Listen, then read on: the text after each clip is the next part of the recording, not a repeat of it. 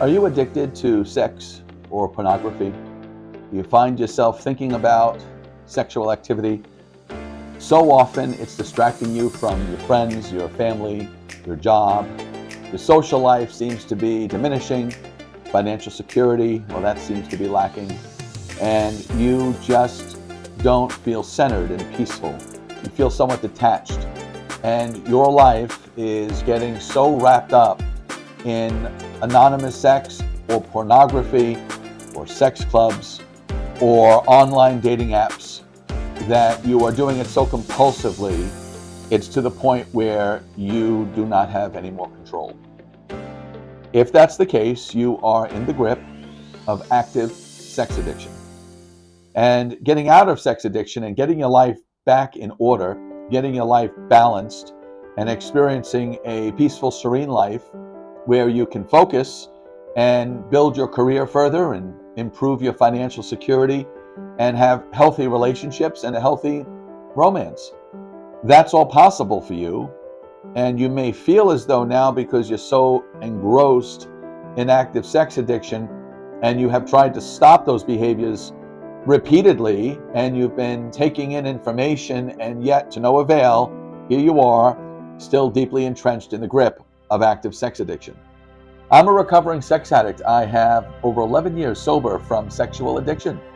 And I have to be honest with you, I never dreamed that it was possible for me to experience sexual sobriety. And I don't know if you feel the same way, but when I was deeply entrenched in my sex addiction, I couldn't imagine a life free from sex addiction.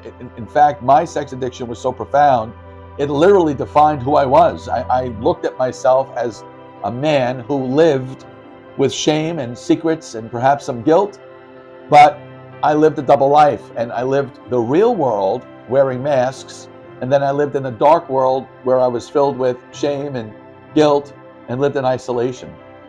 And I never realized that I can live life no longer as a double life. I can live life one way, as a good person with integrity and dignity and sobriety and free from the grip of sex addiction.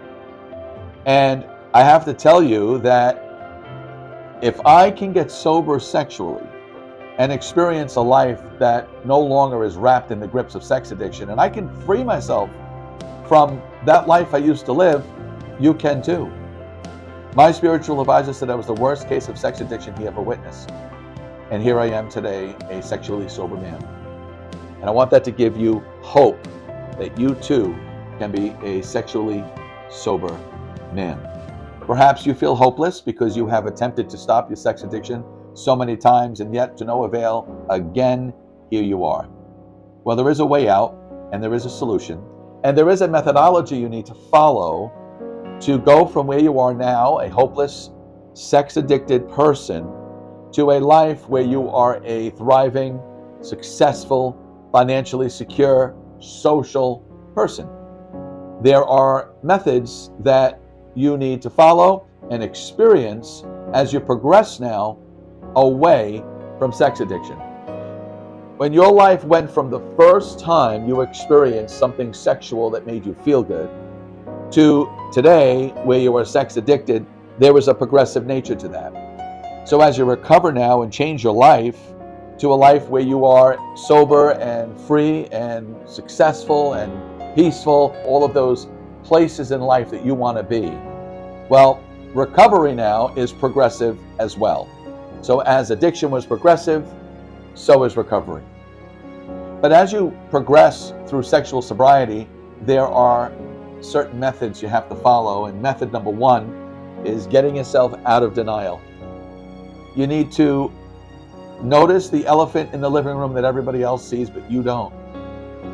It's very, very difficult to acknowledge an addiction you don't see. So how do you know if you are sex addicted? How are you going to be able to truly see very clearly that you're sex addicted? Well, first of all, let me ask you this question. Are you able to control your sexually addictive behaviors? Are you able to say no to certain behaviors you feel you're addicted to? But are there certain behaviors that you just don't have the power anymore to say no to? Do you find that your life is a bit unmanageable? Do you feel as though your appearance is changing? You're not taking care of yourself as much, or you're not as social as you used to be, or you're in a relationship where you are cheating and lying and deceiving your partner because you're having sexual experiences outside the relationship? Do you find that you're living a life in secrecy and isolation? Do you feel as though you're acting out in certain behaviors that you cannot tell anybody? For what will they think? Well, these are probable signs that you're addicted. So denial is the first and foremost method that you need to come to terms with and get out of. Because if you stay in denial, you're not going to be able to do anything about your sex addiction. So you need to face the truth. And one of the hardest things for anyone to face in this world is the truth about themselves. Can you face the truth about you? Whether you believe or don't believe or deny that you're a sex addict, but you are sex addicted, well, whether you believe it or not, you're still sex addicted. So take a look at the elephant in the living room and face the truth. And if you're a sex addict, you have to get out of denial. And that's one of the first methods. Out of denial, face the truth. Then you have to get to the point where you can admit that you are sex addicted. Can you actually share with a group or someone that you are sex addicted? And once we get through denial, now it's a matter of acknowledging and admitting that I have a sex addiction. So from getting through denial and then admitting that you're a sex addict, the next stage is doing something about the fact you're a sex addict. And that's accepting that you're a sex addict.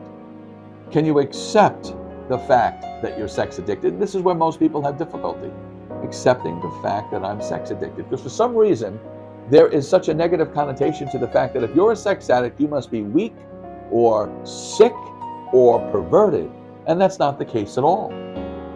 If you can accept the fact you're sex addicted, you can now do something about it.